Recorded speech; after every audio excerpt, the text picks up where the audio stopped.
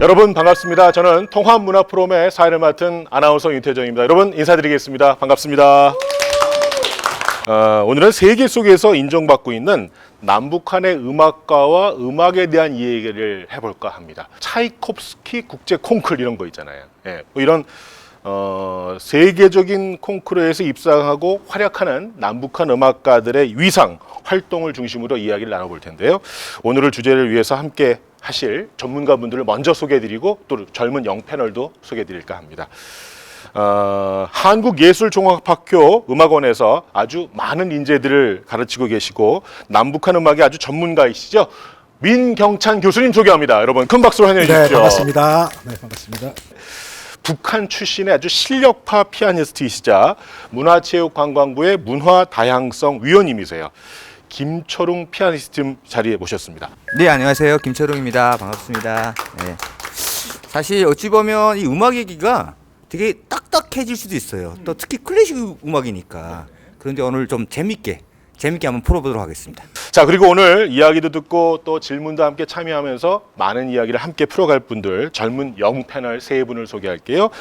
제 가까이 있는 우리 유혜빈님. 네, 박수로 환영할까요? 네. 안녕하세요. 영화 시나리오를 공부하고 있는 유혜빈이라고 합니다.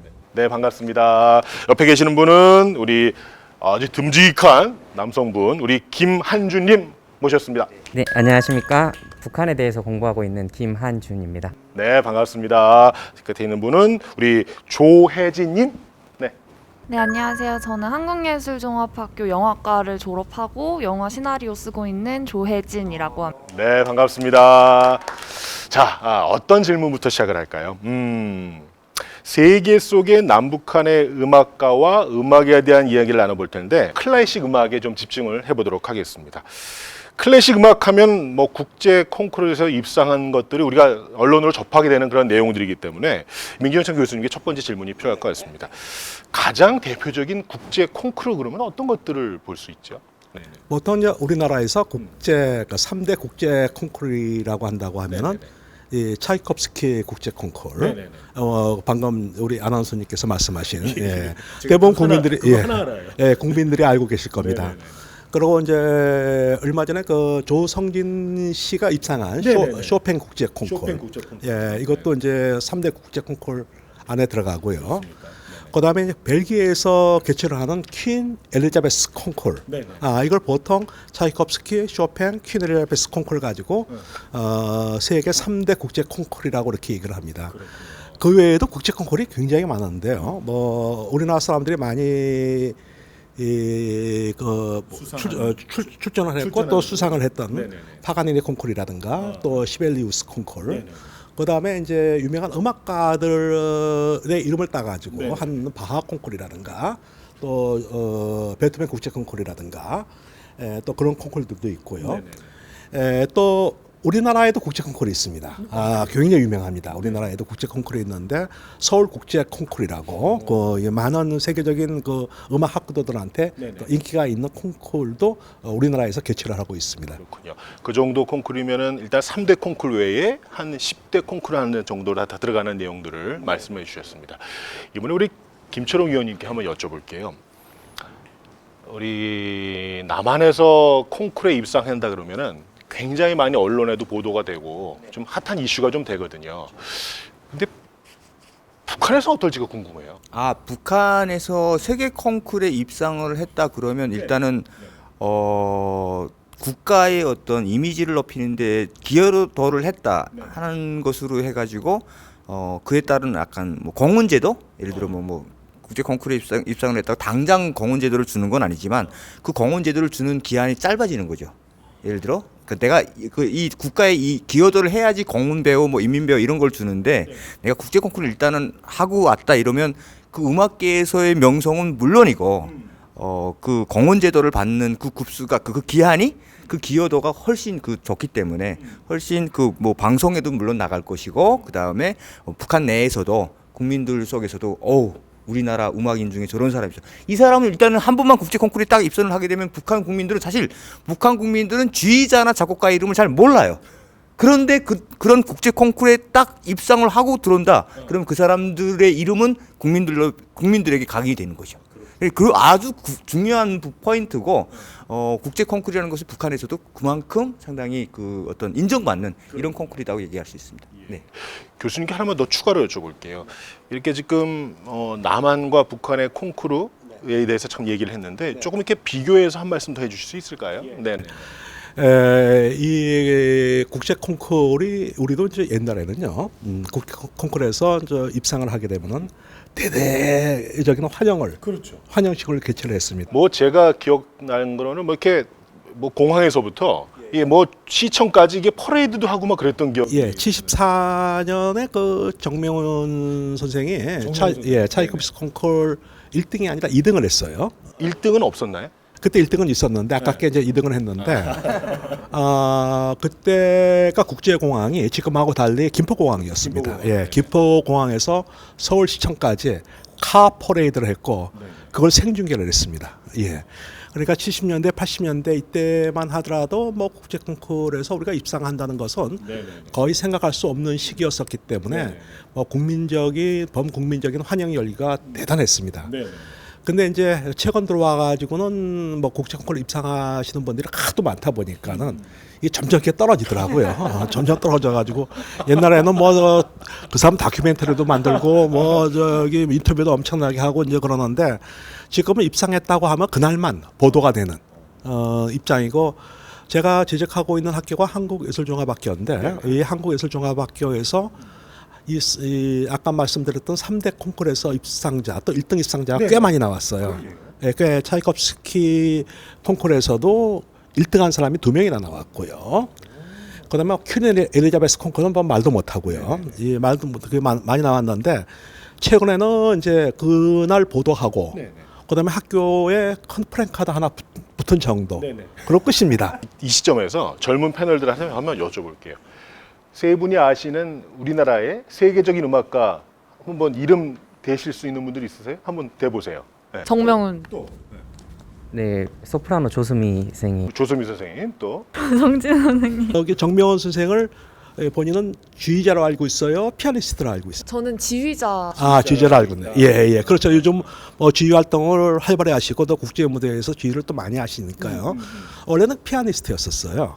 피아니스트 아까 말씀드렸던 차이코프스키 콩쿠르 피아노 부분에서 2등을 해가지고 전 세계적인 어떤 피아니스트로서 시대 피아니스트로도 그 데뷔를 했었고 피아니스트 한참 활동을 하다가 그 다음에 지휘. 지금은 이제 많은 젊은 분들한테는 아마 피아노보다는 지휘자로 이제 알려졌을 겁니다. 그 외에 어떤 분들의 이름을 들 수 있을까요? 우리 신동으로 알려진 이 사라장. 사라장은 뭐 워낙 6살 때부터 이제 신동 뭐 천재 뭐 그런 소리를 들어가지고 이제 최연소 타이틀을 굉장히 많이 갖고 있습니다. 최연소 무슨 상을 수상했다든가 최연소 음반을 만들었다든가 또 최연소 뭐 협연을 했다든가 그래가지고 이제 세계에서 신동 천재 이런 소리를 들었는데 지금은 이제 제가 이제 그 조사를 해보니까 1980년생이더라고요. 그러니까 지금은 이제 신동 소리 이는 못 듣죠. 세계적으로 지금은 이제 매혹적인 그 바이올리스트로서 저 각광을 받고 있고요. 그 다음에 이제 우리 이제 바이올린의 그 원조 한류 K 클래식의 한류라고 한다고 하게 되면 원조라고 한다고 하면 그 정명훈 선생의 누님이 되신 누님이신 정경화 바이올린의 정경화 선생이 있고요. 또 그보다 더 누님이신 첼로의 정명화 선생. 이 뭐 있고요. 요즘 젊은이들이 이제 그 국제 콩쿠르에서 뭐 입상되는 사람들이 굉장히 많은데요. 조성진 씨는 21살 때, 21살 때니 94년도에 그 쇼팽 콩쿠르에 그 입상을 해가지고 음악계에서는 그 이전서부터 조성진이 유명을 했어요. 94년생이고 2015년에 94년생. 그 음악계에서는 쇼팽 콩쿠르 입상 전에도 유명했습니다. 저기 고등학교 다닐 때부터요. 서울 예고를 다녔었는데 고등학교 다닐 때부터 그 유명해가지고 언젠가는 저기 일을 낼 거다라고 음악계에서는 그렇게 이제 관측을 했는데 음악계 관측보다 더 큰 일을 이제 펼친 거죠. 그 다음에 그 뭐 임동혁 그 형제들 뭐 이런 사람들도 있고요. 그다음에 이제 손여름 씨, 네. 손여름 씨가 피아노를 쓰던 지금 대관령 음악제 저 감독으로 있는데 네. 손여름 씨가 그 학생 시절 때 또 이제 국제 콩쿠르에서 여러 번 또 입상을 했고요. 네네. 물론 이제 차이콥스키 콩쿠르에서도 입상을 한 적이 있고요. 네네. 그다음에 이제 저기 김선욱 씨. 김선욱 씨도 이제 학생 시절 때 네네. 국제 콩쿠르에서 우승을 해가지고 한때 네. 이제 조성시 전에는 김선욱 씨가 유명했죠. 유명했고 이제 더 큰 콩쿠르에서 1등으로 입상을 하다 보니까는 요즘 이제 뭐냐면 그 이제 피아노 그러면은 네네. 그 전에는 김선욱인데 네. 요즘은 좀 약간 이제 그 조성진한테 밀린 그런 느낌이 또 없지 않아 있고 그러는데 조성진 씨는 또 아니 김선욱 씨는 좀 더 지휘 공부를 하고 있어요. 네, 또 지휘 공부를 하고 그러고 그 다음에 이제 성악가, 성악가에서 차이콥스키 콩쿠르에서 1등한 사람이 3사람이 나왔습니다. 3사람이 나왔는데 이제 한 사람은 이제 최현수 선생이라고요. 이제 베이스 바리톤인데 그냥 바리톤인데 이분이 이제 90년대 그 차이콥스키 콩쿠르에서 1등을 했고요. 네네네. 그때도 좀 대단했죠. 그러면 우리 김철웅 의원님께 잠깐만 마이크 좀 넘겨주세요. 지금 우리 그 남한의 음악가들 이름을 쭉 한번 같이 들으셨잖아요. 김철웅 의원님 그 북한에서 만약에 들었다면 이분들의 이름을 북한 주민들이 다 알고 있을까요? 사실 음악가들에 대한 정보는 북한에서 그렇게 알기가 쉽지 않거든요. 왜냐하면 이게 교류라는 것이 잘 없고 정보가 그렇게 일반인들에게 공개가 안 되는 입장에서는 쉽진 않은데 정명훈 쌤 얘기는 들었던 것 같아요. 제가 정명훈 쌤 얘기는 한번 들었고 그 다음에 사실 여기 차이콥스키 콩쿠르 3등했던 백혜선 쌤이 계세요. 그 피아니스트인데요. 그분은 제가 그 콩쿠르에 나갈 때 그분이 3등했거든요. 그래서 아는 정도. 그 다음에 요즘에는 그러니까 음악계에서 국제 콩쿠르 나가는데 북한도 한 번씩 그때 이렇게 뭘 통해서 대사관이면 대사관, 예를 들면 쇼팽 콩쿠르를 한다 그러면 폴란드 대사관, 주 폴란드 북한 대사관에서 문화 동향 자료를 이렇게 나와요. 이번 해 몇 등 했고 누가 몇 등 했고 그러면 분명히 조성진 씨 얘기가 나왔을 거란 말입니다. 그러면 그 동향 자료를 가져다가 문화예술계에서 듣고 문화학도들은 그걸 아는 거지. 이분 1등이야. 한국 사람 했대 이렇게. 동양인이 했다. 폴란드 그러니까 쇼팽 콩쿠르 1등이 동양인이다. 문화학도들만. 문화. 그러니까 예술학도들만. 예술학도들만 아는 정도죠. 그러니까 그때 선여름 씨가 피아니스트 선여름 씨도 제가 그 차이콥스키 2등 했을 때도 북한에서도 살짝 차이콥스키 콩쿠르는 과거부터 옛날까지 북한의 가장 관심사 중에 하나예요.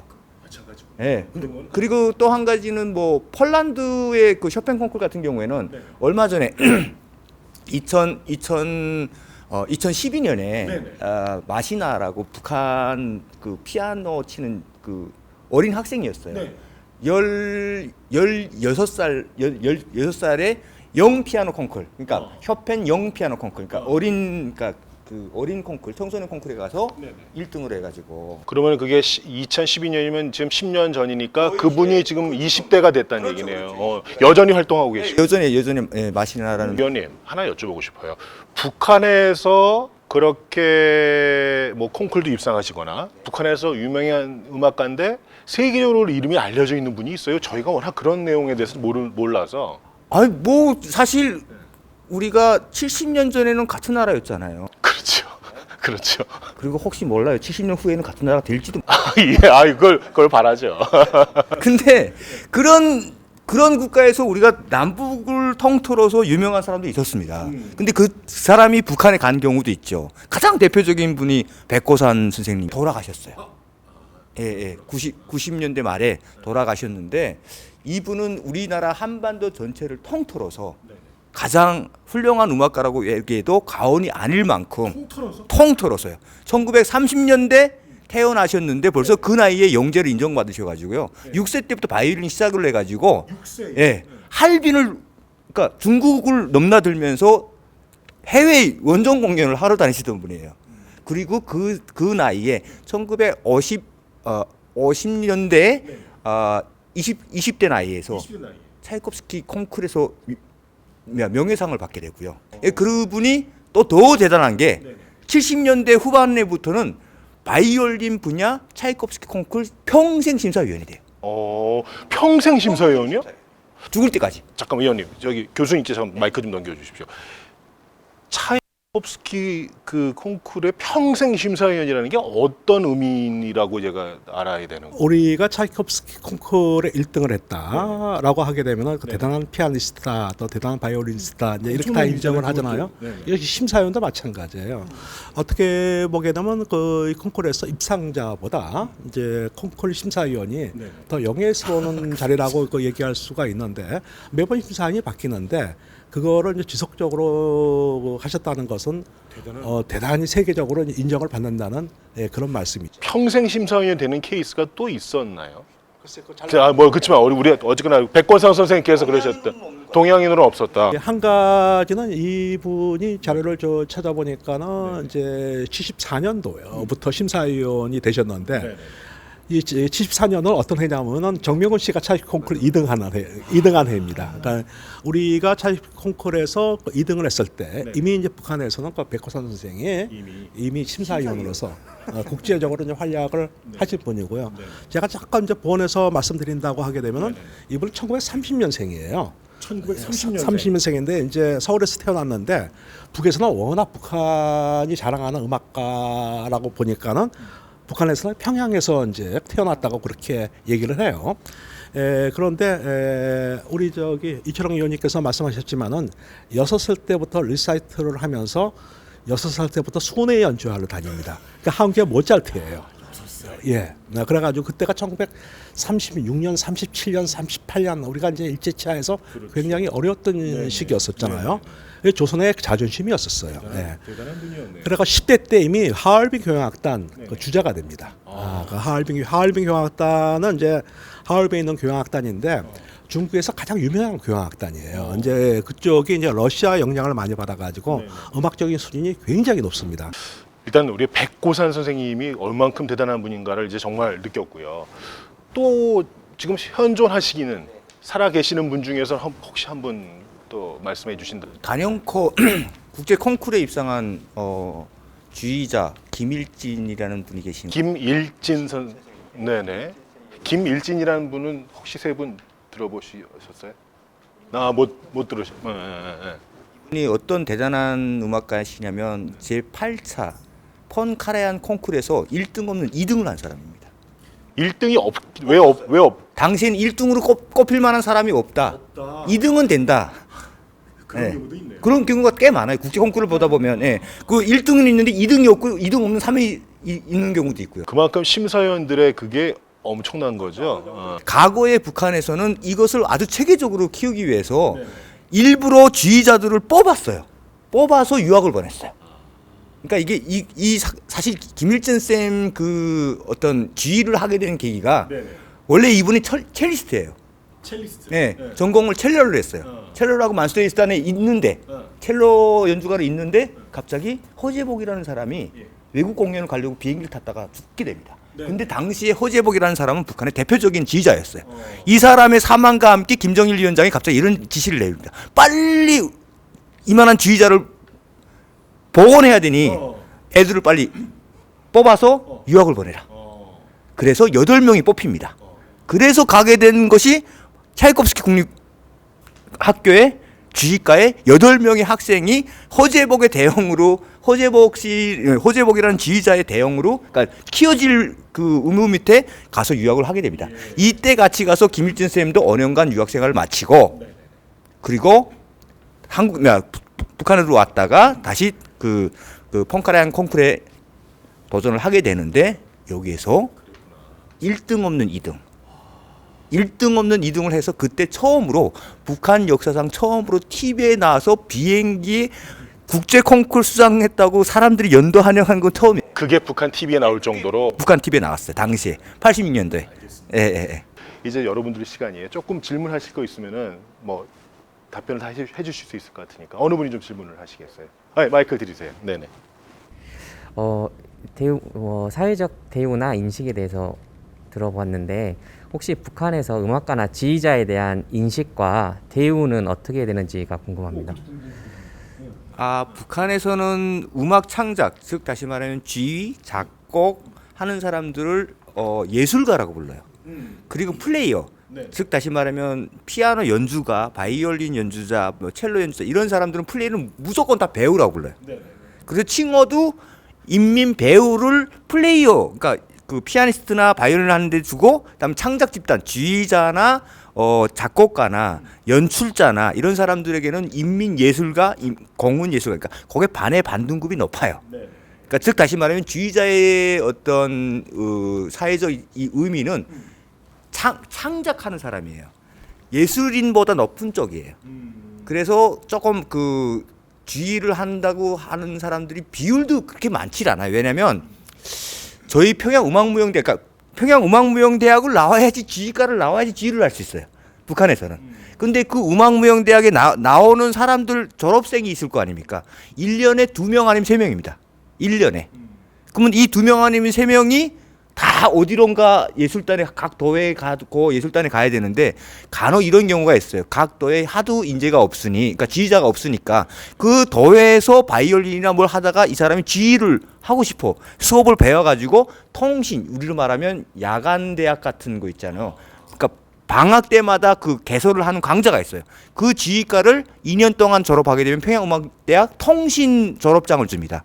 그런 지휘과를 나와야지 지방에 있는 도예술단에서 이렇게 지휘를 하게 되는 이런 상황이고, 그러다 보니까 사회적 이미지는 상당할 만큼 지휘자라고 그러면 좀 높게 보는, 예, 예술인, 그러니까 예술인에 대한 이미지가 일단은 조금 높은 데다가 거기서 지휘를 하게 되면 뭔가 이렇게 통솔하는 사람?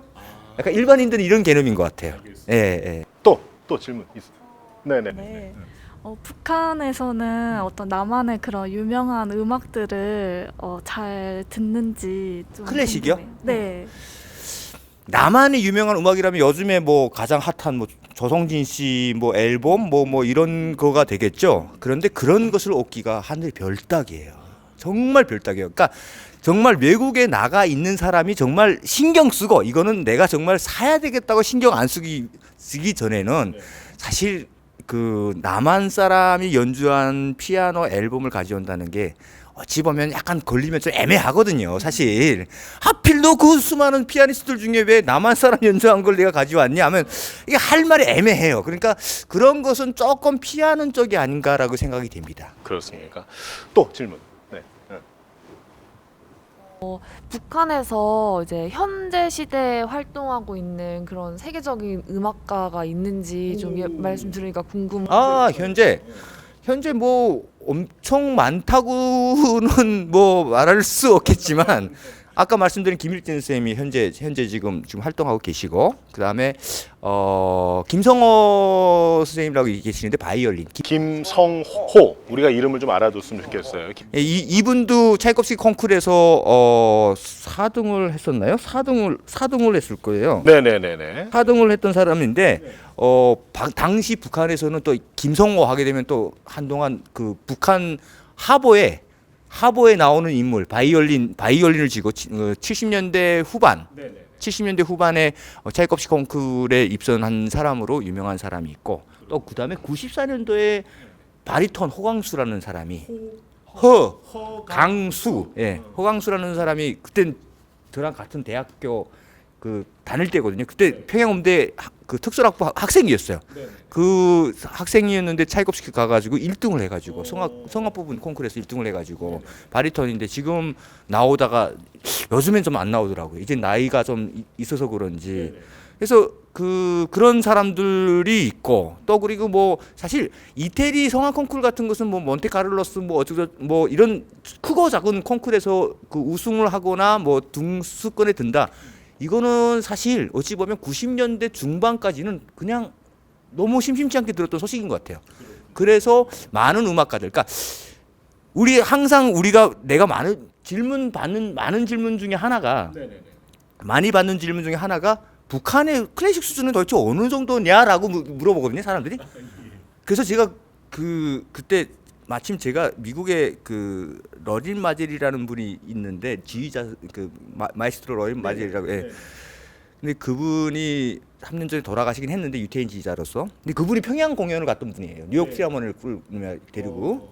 그래서 내가 일부러 하도 그 질문을 받아가지고 러린 마젤 보고 일부러 기자들 많은 데서 그러면 당신이 봤을 때 평양의 음악가들 수준은 어땠냐? 그러니까 뭐 다 유학 갔다 오고 했으니까 뭐 전혀 뭐 문제 없다.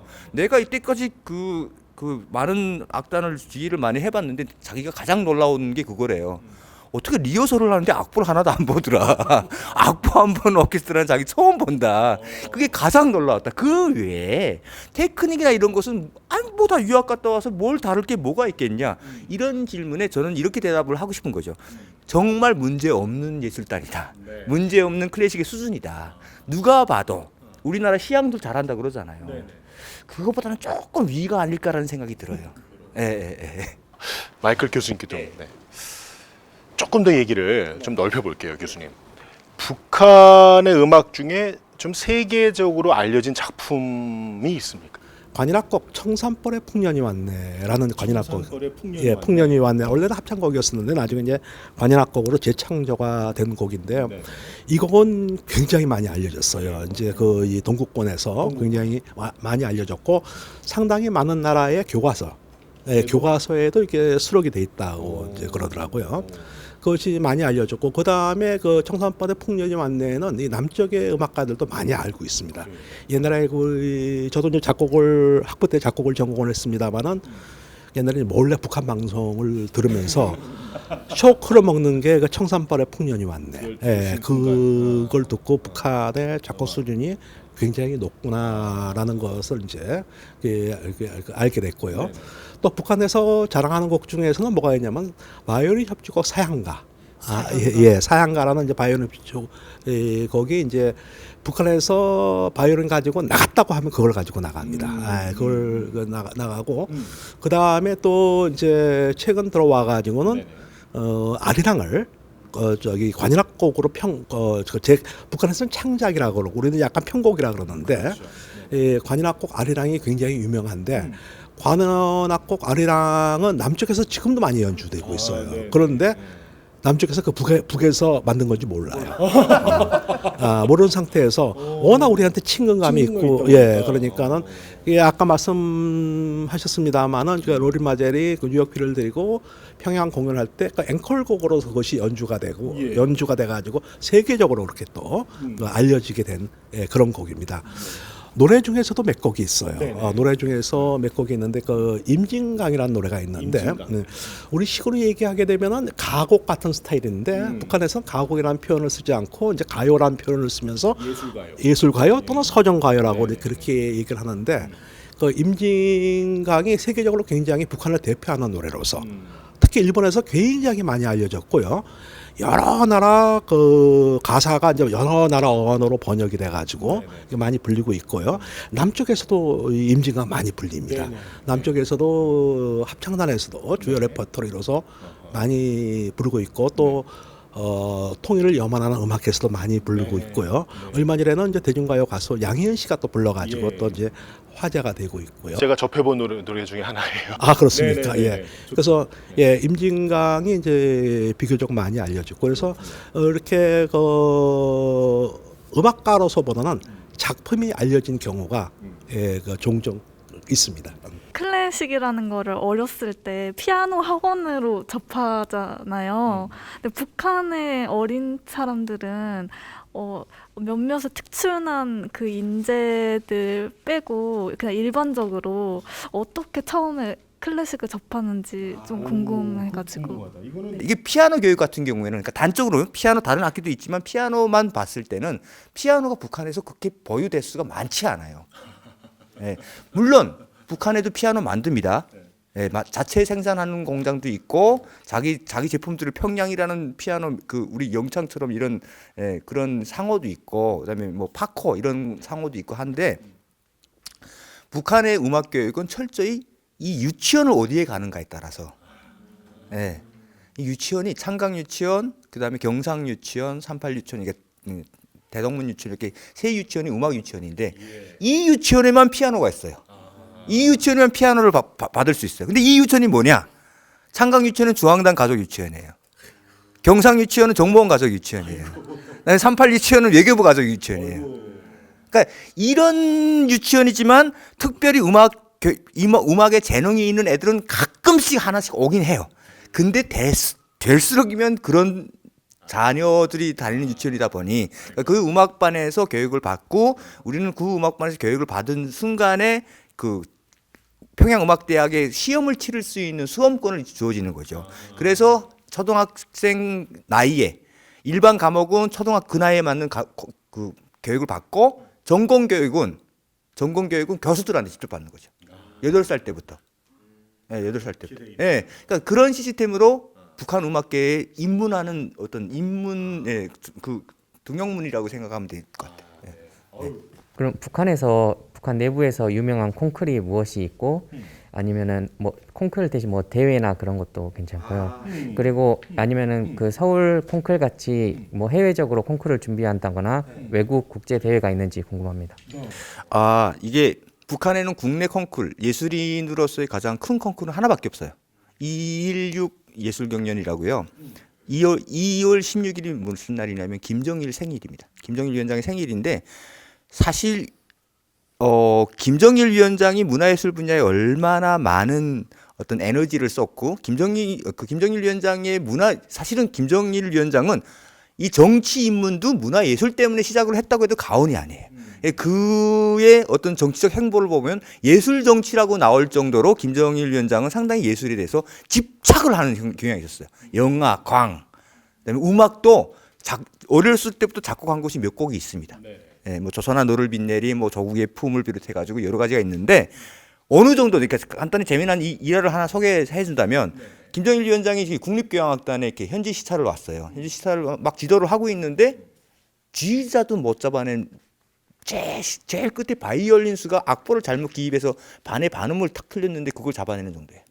이제 한예종 같은 경우에는 이제 뭔가 교환 학생이라든지 뭐 해외 학생들이 와서 그런 같이 합작을 한다든지 이런 경우가 많은데 아까 말씀하셨던 뭐 김원균 그 음악대학이나 평양 무용음악대나 이런 곳에서는 다른 나라들과는 교류가 없는 건지 좀 궁금해요. 네, 유학생이 있어요.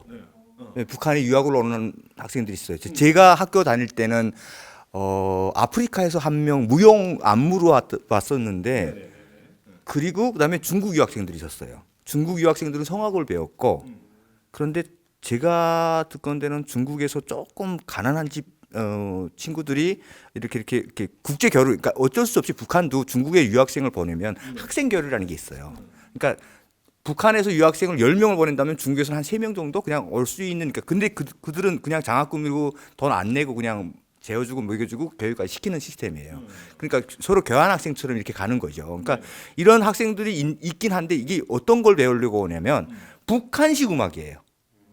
그러니까 전 세계, 그러니까 세계 클래식 같은 거, 성악 같은 거 배우려면 북한에 올 필요가 없겠죠. 가장 많이 오는 사람들 중에 하나는 어떤 사람들이냐면 저청년 학생들이 매해 여름에만 와요.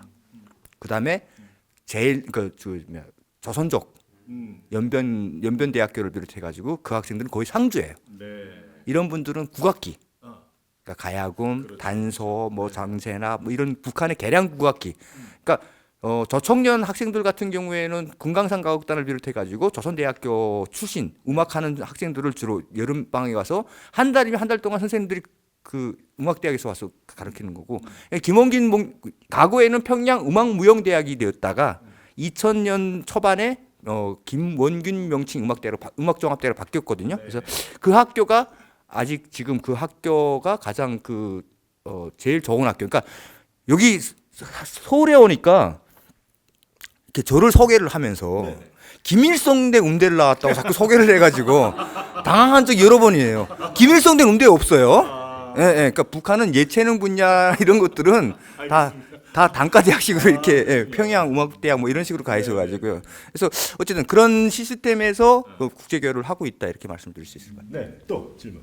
네, 마이크 넘겨주세요.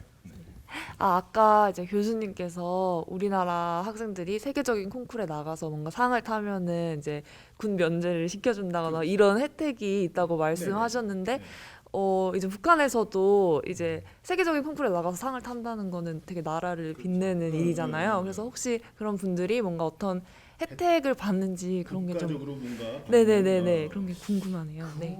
일단은 아까 군 얘기가 잠깐 나오셨는데 북한은 평양 음대에 들어가는 순간 군이 면제. 군에 못 가요. 가고 싶어도. 왜냐하면 국가 돈으로 교육을 시키기 때문에 국가의 손실이기 때문에 오히려 그런 학생들은 군에 가고 싶어도 북한 군 몇 년인지 아시죠? 10년이에요. 우리 때 13년이었어요. 그게 일단은 가고 싶어도 못 가는 거고.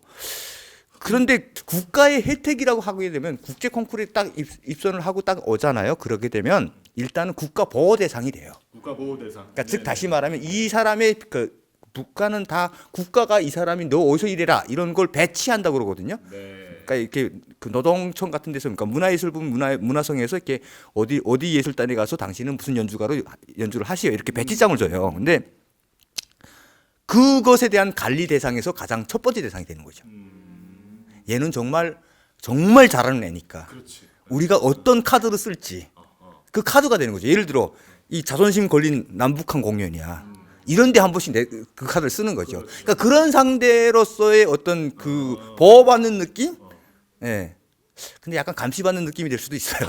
그러니까 좋은 건지 나쁜 건지 그건 본인들이 알 거고요. 그러니까 그런 느낌으로 아마 생각하고 있으면 될 것 같아요. 네. 이해가 되셨죠? 네네. 또 마이크. 네. 그렇다면 북한의 음악 교육 방식이 혹시 다른 나라들, 남한 혹은 다른 나라들과의 차이점이 있는지 궁금합니다.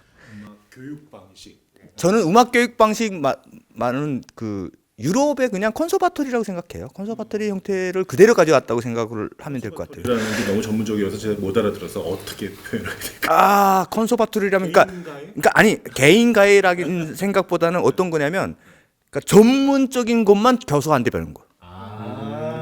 그러니까 연령대에 상관없이. 그러니까 일반 과목은 그 연령대 가서 맞는데 전문적인 것만 이렇게 교수한테 받는 이런 형식인데 차이콥스키 국립음악원도 그렇거든요. 8살, 그러니까 그래서 임동민도 어려서부터 거기 가서 9살부터 거기를 다녔는데 그게 그런 방식이라는 것이 유럽에서는 이미 음악 교육에서 많이나 돼 있어요. 유럽 교육 방식으로서는. 왜냐하면 어릴 때부터 교육을 해야 된다는 그 음악 교육은 해야 된다는 그런 유럽인들의 어떤 마인드 때문에 그런 방식이 꽤 오래됐는데 그걸 러시아 걸 그대로 가져다가 음악 교육을 가져온 거예요. 그래서 50년대 후반부터 시작을 한 거죠. 네. 그 비용은 다 국가가 제가 조금 저기 본 설명을 드릴게요. 지금 콘서바토리 말씀도 나오셨고 그 남북의 그 음악 전문 교육에 대한 차이점 이렇게 그 질문이 나왔는데 우선 남쪽에는 크게 그 음악 전문 교육이 두 가지로 나눕니다. 기존의 음악대학의 그 시스템과 그다음에 한국예술종합학교. 이제 한국예술종합학교가 바로 이제 콘서바토리 시스템이에요. 그리고 나머지는 미국 시스템 따가지고 대학 시스템이고 이거는 이제 그 인문 과목이라든가 교양 과목이라든가 기존 대학은 대학에 따르는 그런 수능도 봐야 되고 이런 시스템을 따라야 되는 그러니까 종합대학 안에서의 음악 교육이 하나가 있고요. 한국예술종합학교는 이제 실기 중심으로 실기 또 이론 과목이라고 하더라도 실기와 관련된